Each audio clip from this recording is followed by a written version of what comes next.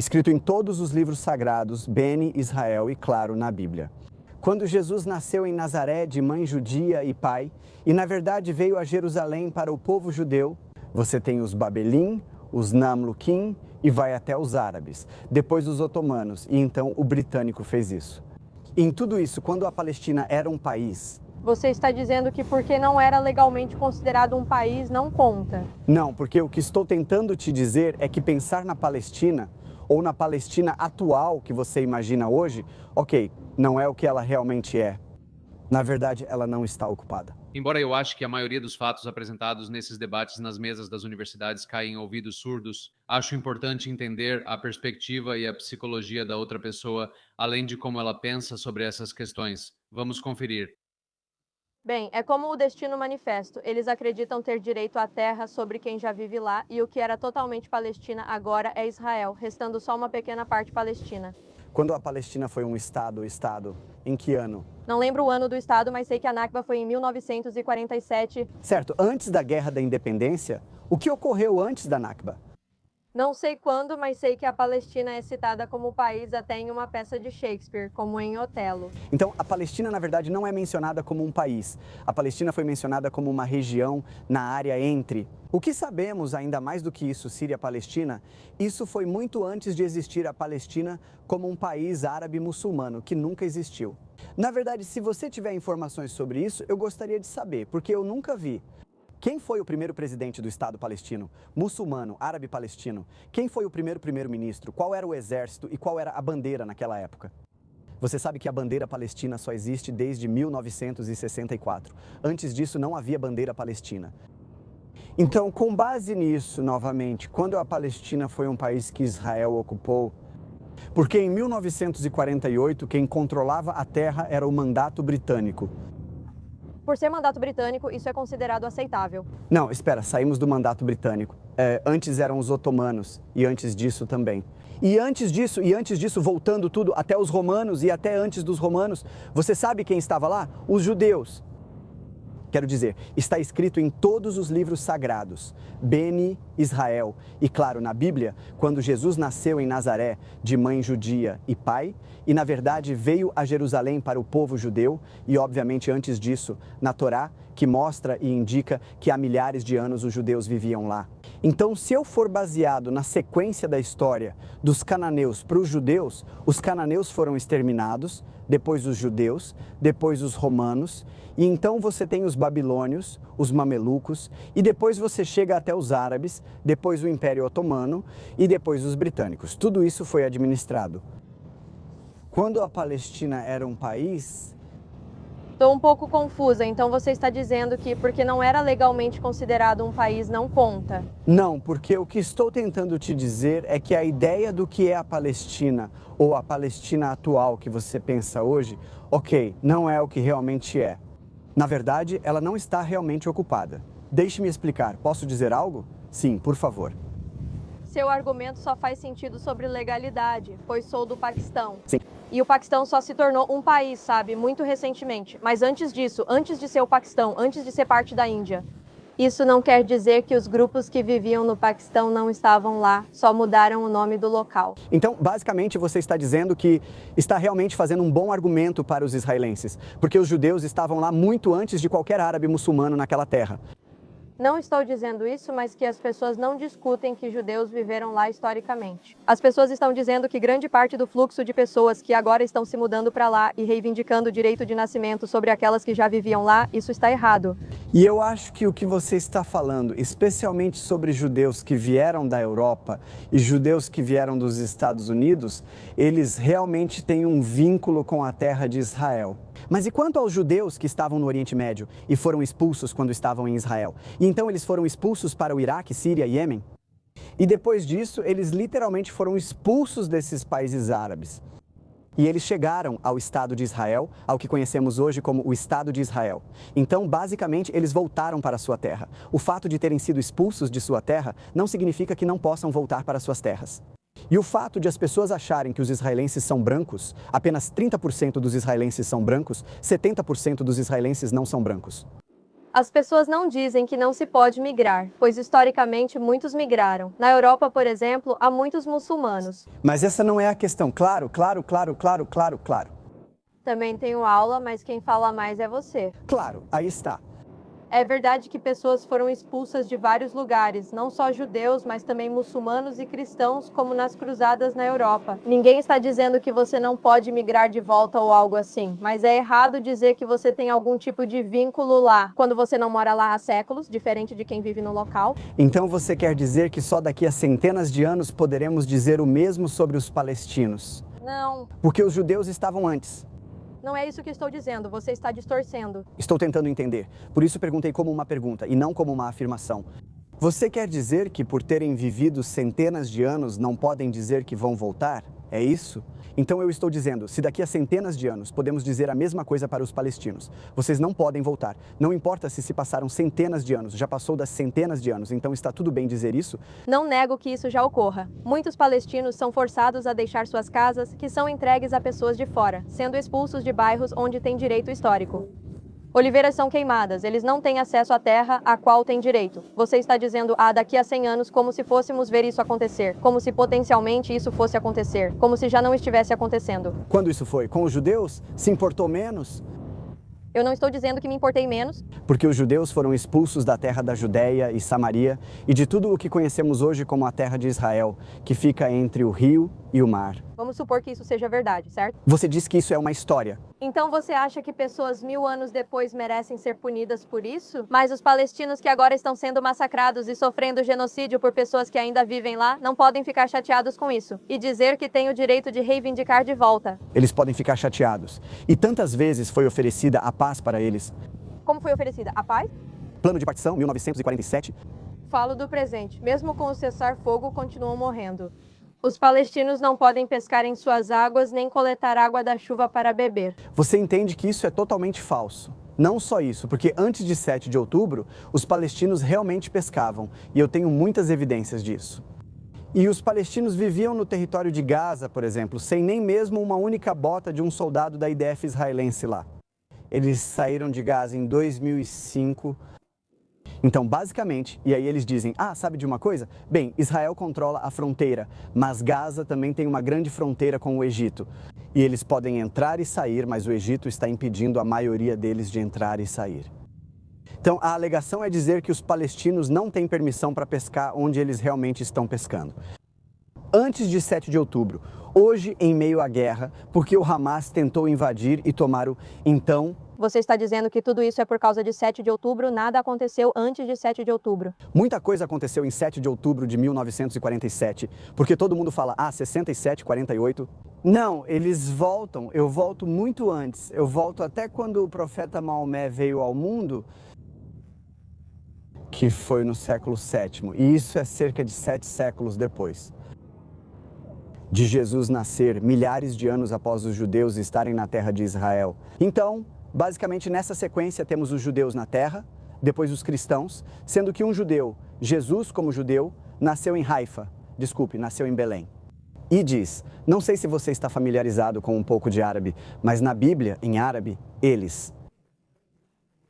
Ele nasceu na cidade judaica de Belém. Há evidências em todos os livros sagrados. No Alcorão, por exemplo, quantas vezes Jerusalém é citada? É metal, mas por que tentar mencionar não? Não, o judaísmo não é mencionado nenhuma vez? Falo sobre Bani Israel, sei o que você quer dizer, sim. Sim. Então, o que estou tentando dizer é que se você realmente quiser reivindicar a história, a reivindicação é, no final das contas, que os judeus têm direito à terra. Mas deixando isso de lado, avançamos para os dias atuais, 1947. E em 1947, a ONU, porque o mandato britânico havia terminado, apresentou o Plano de Partilha. O Plano de Partilha deu terras árabes e terras judaicas, sendo que as terras árabes ficaram com mais recursos naturais. Os judeus aceitaram o Plano de Partilha e os árabes o rejeitaram. Foi aí que a guerra começou. Israel venceu a Guerra da Independência e os palestinos passaram a chamar isso de Nakba. O pior desastre que aconteceu com eles isso aconteceu por causa do fato de que os líderes árabes daquela época, preste atenção, não estou dizendo líderes palestinos, estou dizendo líderes árabes. Porque eles decidiram realmente iniciar uma guerra porque queriam tudo e não concordaram com o Plano de Partilha. E uma coisa sobre minha família, eu sou um árabe vivendo em Israel. Meu avô morava em uma vila chamada Ishjesh. Ishjesh é uma vila, Gushalav, é uma vila na fronteira norte de Israel, Líbano e Síria. E em 48, quando a guerra aconteceu, os líderes árabes da Síria e do Líbano vieram até meu avô, que era um líder comunitário na comunidade de Ishjesh. E eles disseram para ele: escute, vá embora, deixe a terra, vá para o Líbano, vá para a Síria por 48 horas. Nós vamos derrotar as FDI e você poderá voltar para a sua terra. Foi isso que meu avô me contou. O que aconteceu? Ele decidiu não sair e disse: vou ficar na minha terra. Quando as FDI chegarem, vou falar com eles. Eu não vou lutar, mas vou ficar na minha terra e não me matem. Então, basicamente... Eu não tenho aula. Então você pode, por favor, chegar logo ao ponto que está tentando dizer? Tudo o que digo é que esse é o ponto. Quando as forças de defesa de Israel chegaram à aldeia do meu avô e ninguém resistiu, eles mantiveram a terra. Isso não significa que as atrocidades de ambos os lados naquela Nakba ou na Guerra do Dia da Independência não aconteceram. É claro que aconteceram dos dois lados.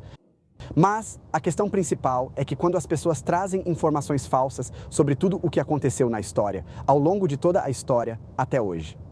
Última pergunta, por exemplo, de 48 até 1967, quem controlava o que hoje conhecemos como Cisjordânia e Gaza? Era Israel? Mesmo que fossem palestinos? Não, na verdade não foram os palestinos, então... Quem foi? Jordânia e Egito. Em Gaza, o Egito controlou de 48 a 67.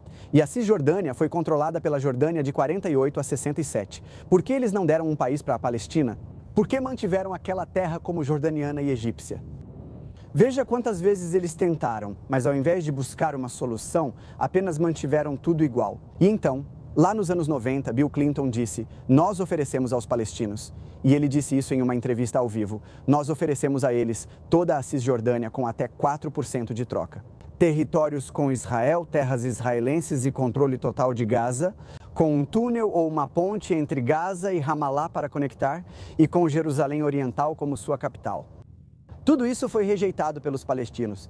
Então não começou em 7 de outubro, começou muito antes. E vez após vez, após vez, após vez, os palestinos rejeitaram porque eles não estão falando sobre ter um Estado palestino mais do que querem ser, ou ver um Estado israelense destruído. Os líderes não representam o palestino comum. Por exemplo, Trump é presidente, mas muitos se opõem a ele, mostrando que não representa todos. Então podemos dizer que somos a maioria. Eu não consegui falar, já estou atrasada para uma aula e você está me segurando, tá bom? Então é isso que estou dizendo. Vamos supor que o que você está dizendo seja verdade sobre todas essas coisas dos palestinos. Votaram nisso, assim como a Jordânia e outros países. As pessoas no poder não representam todos. Por exemplo, não votei no Trump e não apoio tudo que ele defende. Isso não quer dizer que quem mora lá deva ser punido pelo que todos fazem. Ninguém está punindo eles. Ok, você está falando do IDF. Ok, sua situação é muito única. O IDF? Eles disseram que seu avô disse que não iria lutar e deixaram ele em paz. Isso não é necessariamente o caso para todo mundo. Isso é verdade. E isso também acontece do outro lado. Também é verdade quando atrocidades acontecem, como, por exemplo, em 1922, o massacre de Hebron contra os judeus. Certo? Então você entende. Podemos ficar indo e voltando. Eu quero encontrar uma solução agora. Solução. Mas é muito maior quando as FDI fazem isso com outras pessoas. Olha como quando eles vão, eles massacram um monte de mulheres, crianças, eles massacram mesmo. Eles nunca visam mulheres e crianças. Eles miram terroristas escondidos atrás delas. Você fala dos terroristas que se escondem atrás do Hamas, certo? Então você não considera o Hamas uma organização terrorista? Afirmo que pode haver gente ruim no Hamas? Mas você afirma que eles são terroristas. Posso falar agora? Claro. Pessoas dizem que existe organização terrorista, mas assim qualquer um pode ser chamado de terrorista só porque você não gosta deles. Pense nisso. Não sei, mas invadir casas em 7 de outubro e massacrar pessoas é um ato terrorista. Ok, mas nem todos fazem isso. Se você mata o pai de alguém e essa pessoa vira uma lutadora revolucionária, ela não faz isso. 80% dos habitantes de Gaza concordaram com o que aconteceu no dia 7 de outubro. 80% acredita que o massacre em Israel está certo. E de fato, hoje em Ramallah e em Genebra, o número de pessoas que morreram na Palestina é muito maior do que o número de pessoas que morreram em Israel. Porque Israel protege todos os seus cidadãos, inclusive árabes. Porque acredita que somos protegidos? Porque os árabes não estão morrendo em Israel? E você? As forças de defesa de Israel são boas? Como árabe, servi nas forças de defesa de Israel e era um criminoso. É constrangedor. Fui comandante de um soldado judeu. Não só isso, eu lutei pelo meu país e lutei pela minha comunidade. E lutei para proteger a comunidade árabe, os 2 milhões de árabes que vivem em Israel. Não só isso, não é constrangedor. Eu tenho absoluto orgulho das minhas ações de realmente lutar contra terroristas. Quando eu estava na igreja, não se preocupe, eu vou. Não. Achei que poderíamos conversar bem até descobrir. Você falou como se tivesse lutado em um exército genocida. Eu não lutei de verdade. Na verdade, na verdade, aliás, quando tínhamos algo assim, onde víamos mulheres e crianças em massa, recebíamos a ordem de nunca nos aproximar ou atirar. Tenho uma testemunha para isso, eu mesmo. Isso acontece com todos os soldados das FDI que estão cometendo suicídio porque agora eles estão admitindo que mataram mulheres e crianças. Essas ideias de cometer suicídio vêm porque eles viram as piores atrocidades que o Hamas cometeu em 7 de outubro. Infelizmente... Eu só devo aceitar tudo, você está dizendo. Não, eu quero que você faça tudo isso. Não, eu quero que você pesquise as evidências. Quais são as evidências que você apresenta, ok? Tudo bem. Vamos marcar com pesquisadores em outro horário no Meet. Vou te explicar em 1 minuto. Quando perguntei se Israel é um estado de apartheid, você não sabia o que era e respondeu: terra. Não tem nada a ver com apartheid. E apartheid de terras é baseado na separação, segregação entre árabes e judeus. Exatamente. Você acha que eu, árabe, poderia comandar soldados judeus e viver sob um estado de apartheid como muitos outros? Você sabia que os árabes são 20% da população de Israel, mas representam 30% dos médicos e 50% dos farmacêuticos no país? Temos juízes da Suprema Corte que prenderam primeiros ministros judeus, motoristas de ônibus, atletas representando Israel e árabes vivendo e prosperando no país. E eles vivem com uma palavra forte. Eles vivem mesmo. É uma palavra muito forte. E eu sustento isso. E posso te provar se você me permitir. Mas, obviamente, toda vez que eu venho e te mostro vídeos, por exemplo, te mostro os vídeos das atrocidades do Hamas. Como eles mataram cachorros, até mesmo dentro das casas, não só seres humanos. Então você se importa muito com cachorros, mas não se importa com homens que estão sendo alinhados e parados.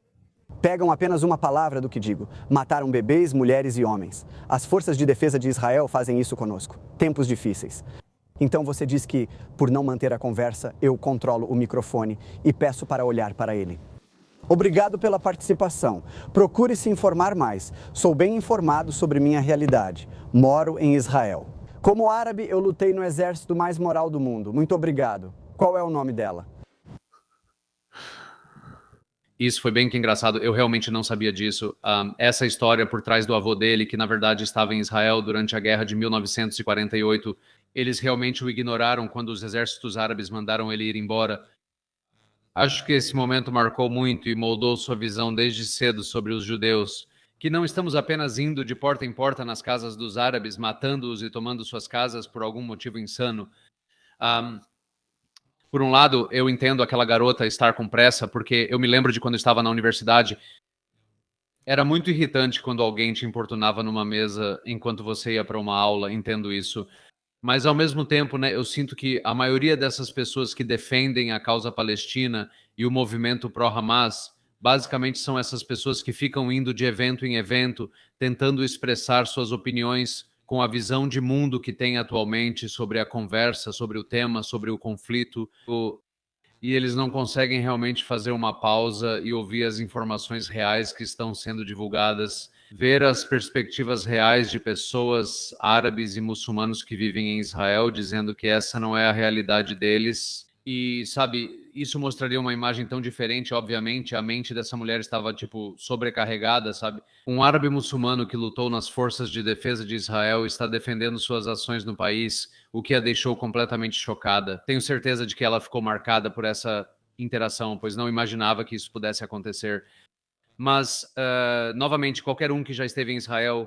Eu mesmo nasci lá e fui estudar lá depois da universidade, conversei com muitos árabes, até mesmo alguns palestinos. Tive boas interações com várias pessoas que vivem lá, a motoristas e trabalhadores árabes andando nas ruas e comendo nos mesmos restaurantes. Como não existe apartheid, como eles gostam de fazer parecer, a maioria dos argumentos deles é simplesmente repetir a mesma narrativa várias e várias vezes até que todos acreditem nela. Então, mais uma vez, obrigado por nos apoiar aqui no Jewish Uncensored. Eu sou Israel Kai. Se você acredita no Jewish Uncensored, considere nos apoiar de diferentes formas. Você pode nos apoiar financeiramente acessando buymecoffee.com/Jewish Uncensored. Você também pode acessar nossa nova loja de produtos, israeluncensored.com, onde acabamos de lançar vários itens novos. Além disso, para ter acesso a conteúdo exclusivo, você pode ir até a aba de assinaturas neste canal e se tornar membro por lá. E por fim, você pode compartilhar este vídeo com familiares e amigos para espalhar essa mensagem pelo mundo. Muito obrigado pelo seu apoio.